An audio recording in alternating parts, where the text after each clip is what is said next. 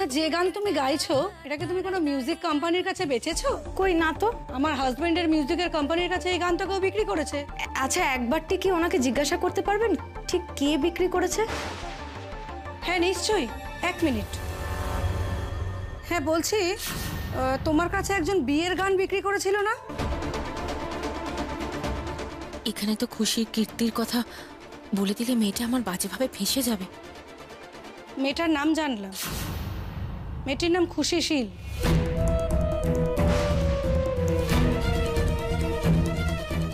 Hello, শোন না, বলছি গানগুলো তোর মিউজিক কোম্পানিতে বিক্রি করলে কত টাকা পাওয়া যাবে বল? চুপ করে আছো কেন? খুশিশীলকে চেনো তুমি পাখি? বলছি এসব এখন থাক না দিদি, সাজানো পছন্দ হয়েছে তো আপনার? হ্যাঁ সেসব ঠিক আছে, কিন্তু এই বিষয়টা এড়িয়ে যাও না পাখি। তোমার গান অন্য কেউ নিজের নামে বিক্রি করবে আর তুমি তাকে ছেড়ে দেবে?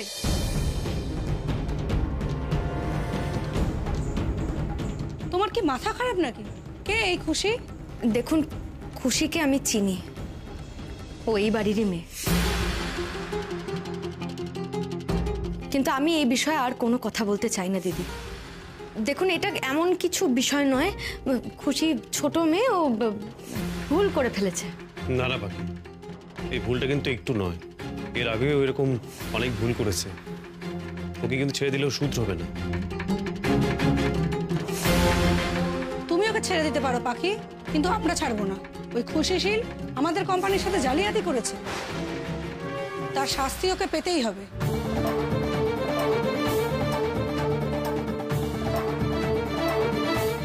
এটা তোমরা কি করলে বলো তো? কেন আমাকে গান গাইতে বললে? সব ঠিকঠাক চলছিল, বেফালতু আমি গান গাইলাম আর আবার একটা নতুন ঝামেলা। আমি একটা কথা জানি না বাবু, যে কোনো ঝামেলাই আসুক না কেন তুমি তার ঠিক একটা কোনো না কোনো সমাধান খুঁজে বার করবেই।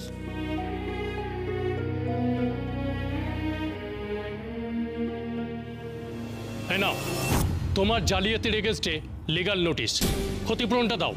এসব নিয়ে আমি কি করব? আমি তো কোনো জালিয়াতি করিনি। কি বলছেন আপনি? একদম মিথ্যে কথা বলবে না, আমরা সবটা জানি। এক্ষুনি পাখি আসুক, সব প্রমাণ হয়ে যাবে।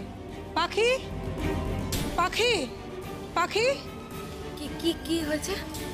ও গড, কি করব এখন? এই যে পাখি, এই মেয়েটা সম্পূর্ণ অস্বীকার করছে। ও বলছে ওর নাকি তোমার কোনো গান চুরিই করেনি। দেখুন দিদি, আমি তো আপনাকে আগেও বলেছি যে আমার এসবে কোনো আপত্তি নেই। কেন আবার ছোট মেয়েটাকে এসবের মধ্যে ঠোকাচ্ছেন বলুন তো? এরকম অন্যায় আমরা মেনে নিতেই পারি না পাখি।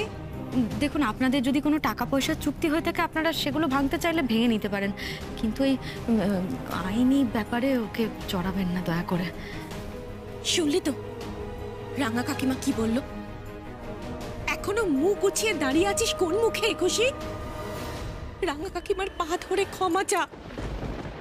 এত বড় একটা কাণ্ড করলি, তাও রাঙা কাকিমা তোকে ক্ষমা করে দিয়েছে। খুশি, আমি বলছি রাঙা কাকিমার পা ছুঁয়ে ক্ষমা চাইতে, তুই ক্ষমাটা চাইবি। আমাকে ক্ষমা করে দিও রাঙা কাকিমা। আচ্ছা ঠিক আছে, ওসবের আপনাদের বাড়ির ব্যাপার, যা করার আপনারা করুন, আমাদের টাকাটা দিন। টাকা তো সব খরচ করে ফেলেছি আমি, কি হবে এখন? টাকা টাকা তো আমি একটা কথা বলি দাদা, কিছু মনে না করলে।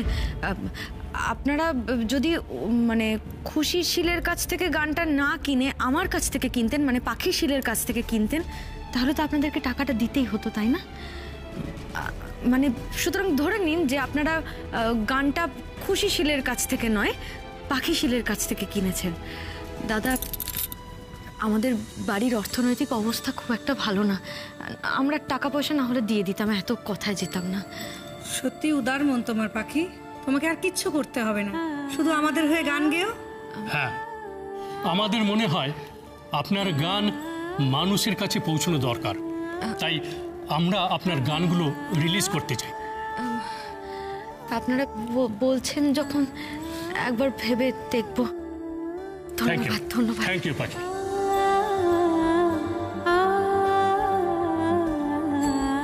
এত ভালো মানুষ একটা পেয়েছো, তার কাছে কিছু তো শিখতে পারো, সে গান হোক বা জীবনের পাঠ।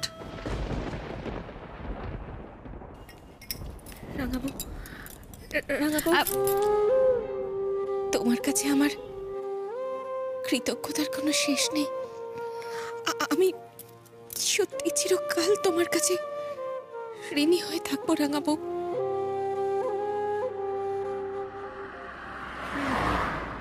বুঝলা, এইভাবে কি করে চলবে?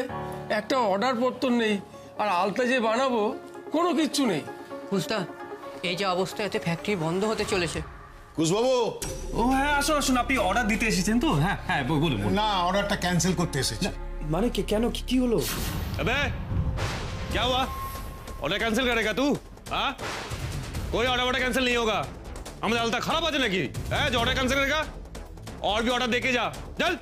अरे भाई তুই কি করছিস নাকি তুই? আরে তুই ওটা নামা, উনি তো তুই নামা। এই লব উনি কিন্তু ঘাবড়ে যাচ্ছে, প্লিজ এরকম করিস না, নামা। আরে ও তো অর্ডার ক্যান্সেল করছে, কিউ কর রহে ও? এ কি অসভ্যতা! আপনারা জোর করে অর্ডার নিচ্ছেন, আমি আর এখানে আসবো না। আপনাদের বিশালতা, আপনারা এই ব্যবহার করুন। না আপনি আমার কথা শুনুন, দাদা একটু কথা শুনুন দাদা। ওই চুপ। আরে ভাই তুই, আরে ফুলদা, জেঠুমনিকে তো কথা দিয়েছিলাম যে ব্যবসাটাকে আবার আগের জায়গায় নিয়ে আসবো। এখন কি করে ব্যবসাটা চালাবো বলতো, সেটাই তো বুঝতে পারছি না।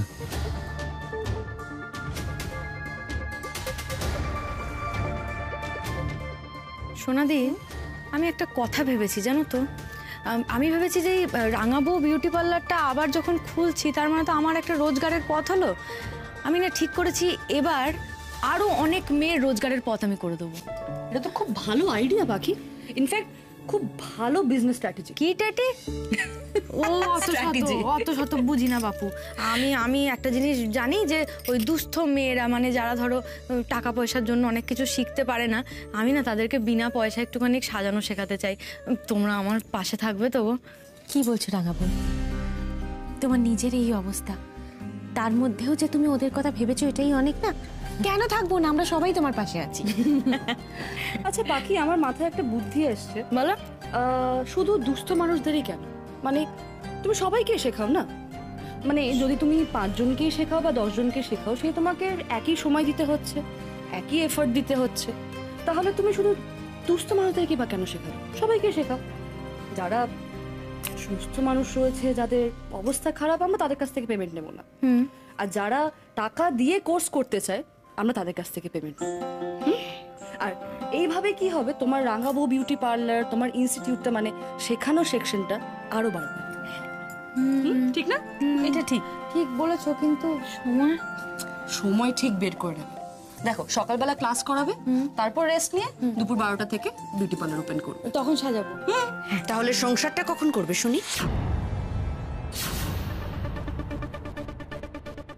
সকালে শেখাবে, দুপুরে আবার তাদের সাজাবে, আর সংসারের কাজগুলো কি হাওয়ায় হয়ে যাবে? সরি, আমি অ্যাক্টিংটা কন্টিনিউ করতে পারলাম না। তোমাদের মুখটাও তো ছিল, মজা করছিলাম। হ্যাঁ, শোনো রাগাবো, শোনো।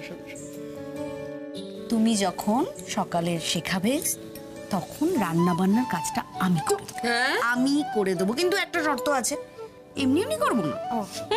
তার জন্য তোমার ইনস্টিটিউটের ব্যানারে মিস ক্যালকাটার, মানে আমার ছবি থাকতো। ব্যানার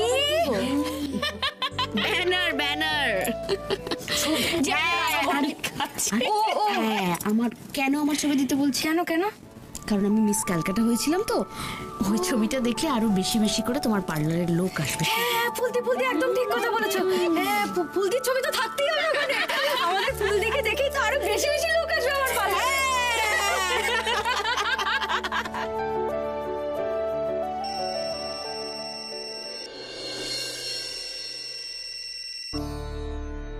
হ্যালো, আমি ওল্ড এজ হোম থেকে বলছিলাম।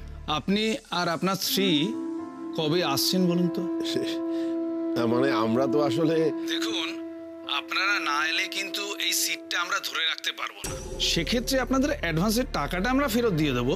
আমাদের এখানে কিন্তু সিটের খুব ডিমান্ড আছে, জানেনই তো।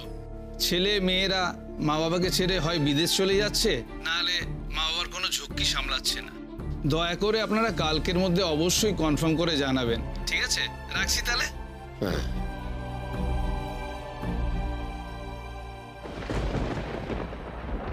আমি শুধু চাই সবাই মিলে শিলবাড়িতে একসঙ্গে থাকুক।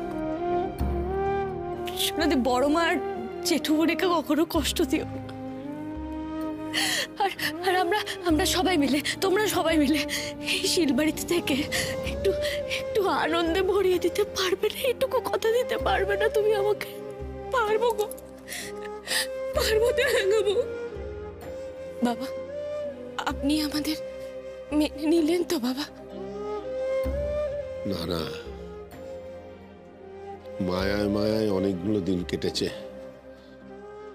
আর না, সবাইকে সব জানিয়ে আমার আর বেলার এবার চলে যাবার পালা।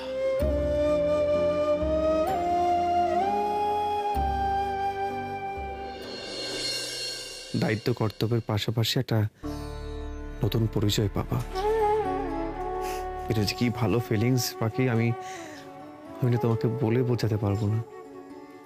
তবে শোনো, এই সামনে কয়েকটা মাস কিন্তু খুব চমকে যাবে, ঠিক আছে? নিজে কিন্তু খেয়াল রাখবে, একদম বেড রেস্ট নেবে, কোনো কাজ করবে না, কোনো তোমার দায়িত্ব হয়তো কিচ্ছু নিতে হবে না। তোর এত চিন্তা করো না। কি চিন্তা করবো না? কি বলছো তুমি? চিন্তা করবো না? সময় কিভাবে বয়ে যায় জানো? এই যেমন ধরো মাধুনিয়া যাত্রা, আমার ওখানে গিয়েছিলাম, ও তারপর যাত্রা করা মনে পড়েছে? তারপর তোমাদের বাড়ি যাওয়া, তোমার ভেষজ জলটা বানানো, তারপরে খারাপ সিচুয়েশনে পড়ে আমাদের বিয়ে হয়ে যাওয়া, তারপর সেখান থেকে এসে আজকে আমরা বাবা মা হতে চললাম। ভাবো একবার, সময় কখনো কি হয়েছে পাখি? কুশবাবু, কুশবাবু, তোমার তো দেখছি সব স্পষ্ট মনে আছে গো। তার মানে তোমার ওই ওষুধে কাজ করছে, ডাক্তারের দেওয়া ওষুধে কাজ করছে। তুমি সুস্থ হয়ে উঠছো কুশবাবু? হ্যাঁ, সে নয় হচ্ছে, কিন্তু কি গো, তুমি কি কিছু নিয়ে চিন্তা করছো? বলো না, কি হয়েছে? ও না না, কিছু না পাখি, তুমি শুই পড়ো, তুমি রেস্ট নেবে, শো। আসলে পাখি, ওই ব্যবসার অবস্থা নিয়ে ভাবছি, বুঝলে? মানে বিষাক্ত আলতা, ওই বদনামটা হওয়ার পর থেকেই তো আমাদের ফ্যাক্টরি তো প্রায় ভরাডুবি, সবই তো অবস্থা খারাপ, এত বদনাম হয়ে গেছে মার্কেটে। কিভাবে ব্যবসাটা বাঁচাবো সেটা আমি সত্যিই জানি না। বাড়িতে একটা নতুন মানুষ আসতে চলেছে, তাকেও তো একটা সুন্দর ভবিষ্যৎ দিতে হবে, তাই না? এইসব নিয়ে খুব চিন্তা করছে। আচ্ছা কুশবাবু, তুমি এক্ষুনি আমাকে ওই ভেষজ আলতা তৈরি করার কথা বললে না? হ্যাঁ বললাম, কেন বলো তো? ও কুশবাবু, এখন তো ওসব আর বানানোই হয় না। আচ্ছা, ভেষজ আলতাই তো আমাদের আবার ঘুরে দাঁড়ানোর পথ হতে পারে, তাই না? সব প্রাকৃতিক জিনিস থাকবে, ওই কোনো বিষাক্ত জিনিসপত্র ওর মধ্যে থাকবে না, ঘা হওয়ার সম্ভাবনা থাকবে না, তাই না? দাঁড়াও। আরে পাখি, কোথায় যাচ্ছ পাখি?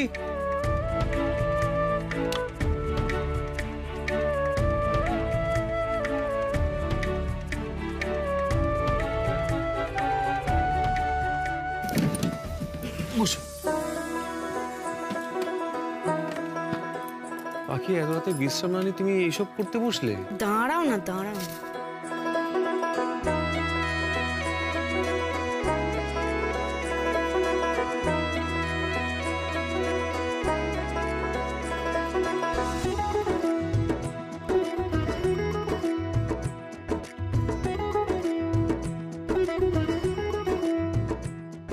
শোনো না, বলছি তুমি একটু বাকিদেরকে ডেকে আনো না, এখন ঘুম পাচ্ছে না। আমি এইটা একটু সবাইকে শেখাই, তাহলে যদি সবাই হাতে হাতে করে না, আরো বেশি বেশি আলতা বানানো যাবে। ডেকে আনো না। কিন্তু পাখি, তোমার তো বিশ্রাম। তুমি ডাকো না। আচ্ছা, ডেকে রে, তুমি তাও বিশ্রাম নেবে, কিন্তু আমি ডেকে নিয়ে আসছি।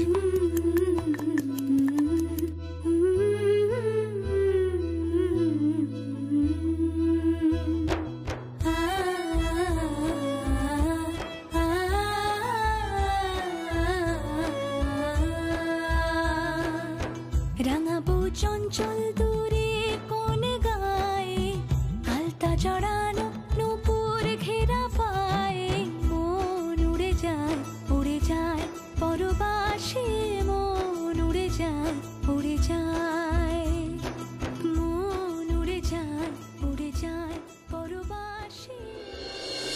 তাড়াতাড়ি এক্ষুনি ফ্যাক্টরিতে যেতে হবে, তারপর লেভেলিং করতে হবে, তারপর এই আলতাগুলো লঞ্চ করতে হবে না। আস্তে অনেক আস্তে কাজ। এদিক করে দাঁড়া।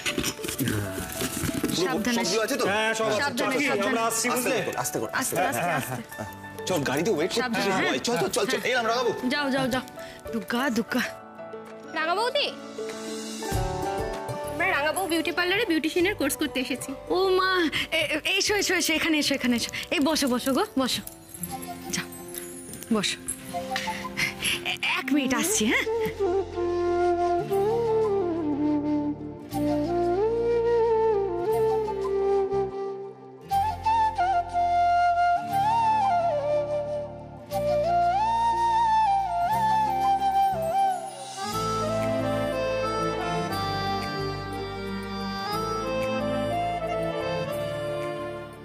বুঝতে পারছো লাল রংটা এলো এইটার জন্য এলো। 1 মিনিট।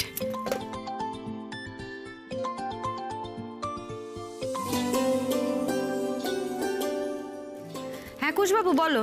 বাকি শোনো, বলছি যে সব আলতা লেবেলিং করে দোকানে ডেলিভারি করা হয়ে গেছে, বুঝলে তো? তুমি জানো তো সবাই ওই হারবাল আলতা কোনো রকম কোনো কেমিক্যাল নেই শুনে সবাই খুব উৎসাহ দেখাচ্ছে, বুঝলে তো? দেখা যাক এবার কি হয়, বাকি আরো কত অর্ডার আসে। বাহ, দেখেছো তো কুশবাবু, মা মহালক্ষ্মীর আশীর্বাদে এই যে আমাদের আলতাটা বানানো শুরু হলো না নতুন করে, দেখবে দেখবে এবার সব ভালো হবে। হ্যাঁ আচ্ছা, আমরা বাড়ি ফিরছি বাকি, ঠিক আছে? এখন আমি রাখছি। ঠিক আছে, সাবধানে এসো কেমন? হ্যাঁ রাখলাম। রাঙা বৌদি বলছি আজ তাহলে আমরা আসি। হ্যাঁ হ্যাঁ, চলে এসো আবার পরের দিন। হ্যাঁ ঠিক আছে, এসো এসো।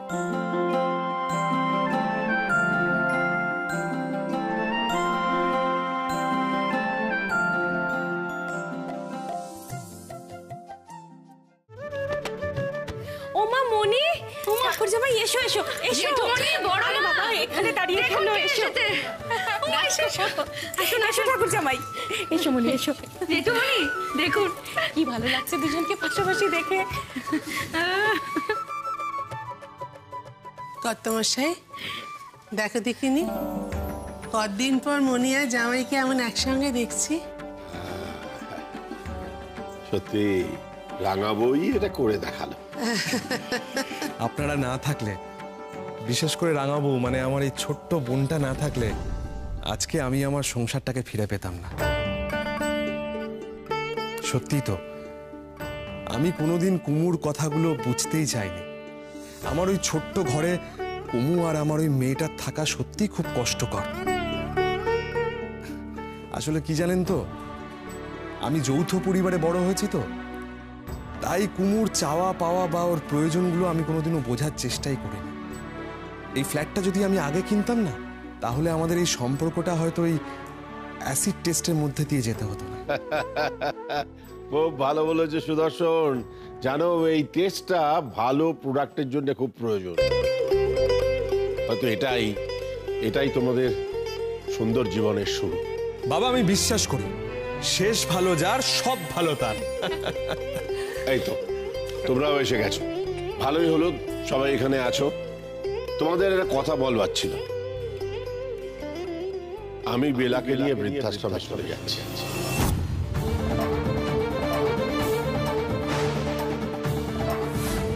আমি একটা উইল করেছি, এটা তোমরা সবাই জানো। যেটা জানো না সেটা হচ্ছে এই উইলে কি লেখা আছে। এই উইলে আমি আমার সমস্ত স্থাবর অস্থাবর সম্পত্তি লিখে দিয়েছি কুশের নামে।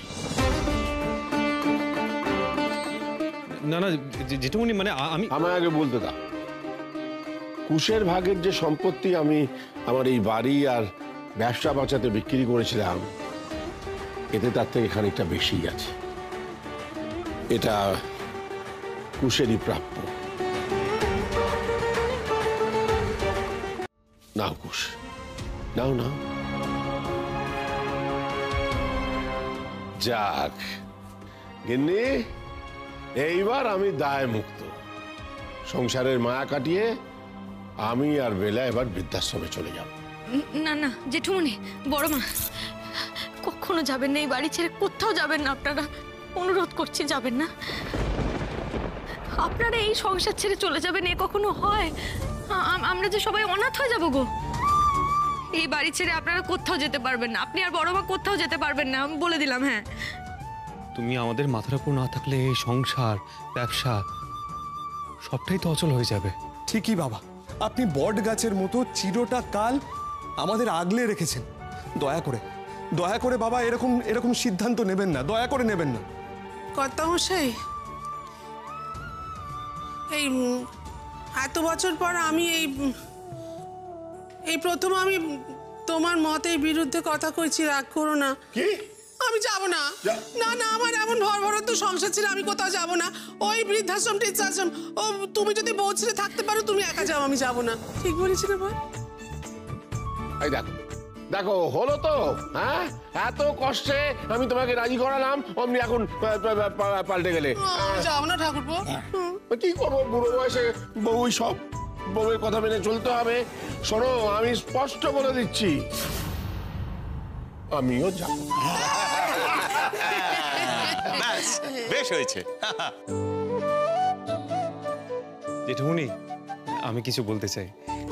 বলছি যে এই সম্পত্তি আমার একার নয়। এই সম্পত্তিতে শিলবাড়ির সকল সদস্যদের সমান অধিকার আছে, সমান ভাগও রয়েছে।